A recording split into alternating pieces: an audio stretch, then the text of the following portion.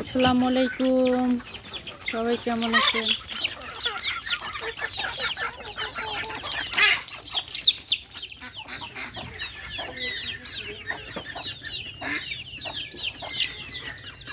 তো এই যে আমার বোনের কিছু হাঁস মুরগি দেখেন সকালবেলা ছাড়া হয়েছে, খাবার দেওয়া হয়েছে। কিন্তু খাবার কি কি দেওয়া হয়েছে? ভাত আর ধান দেওয়া হয়েছে খাবারে। তো হাঁস মুরগি কেমন, বেশি থাকে না বর্ষাকালে মারা যায়? একটা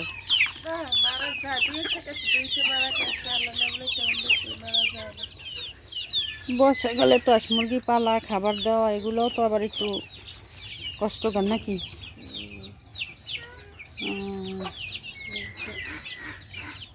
আরো অনেক মুরগি টুরগি ছিল না এটাই?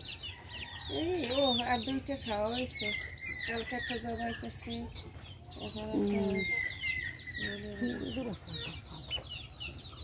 তো এখানে এটার মধ্যে কি?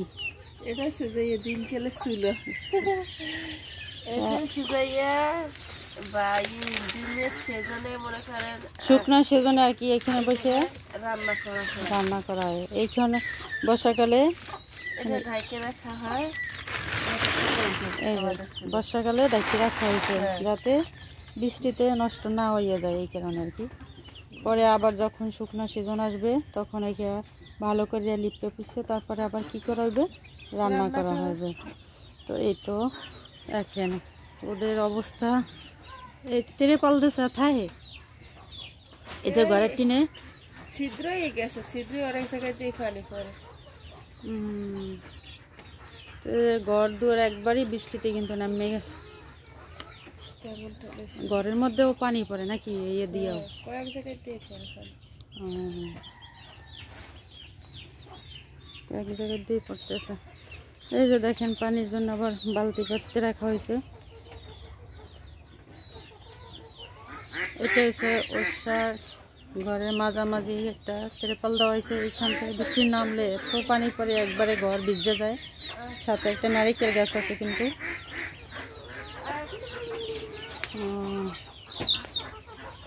আর এটা হচ্ছে এই যে মুরগির খোপ আর কি, মুরগির খোপে মুরগিও রাখা হয়, সাথে কিছু এই যে প্রয়োজনীয় লাকড়িও রাখা হয়। তাও দেখেন বৃষ্টিতে বীজ যে কি অবস্থা হয়েছে লাকড়িগুলো, আসলে কি আর বলবো, ভালোভাবে ঠিকঠাক নাই, সব কিছু এলোমেলো। কারণ সংসারের ইনকামের লোকের পথ নাই, একজন মানুষ ইনকামের, আর হয়েছে 5 জন খাওয়ান না, তার নিয়ে মোট 6 জন আর কি। তো সে এখন অসুস্থ অবস্থা আছে, যার কারণে তার ঘরের অবস্থা এই ফ্যামিলিতে। এই যে এখন পাকের ঘরের অবস্থা কি, আর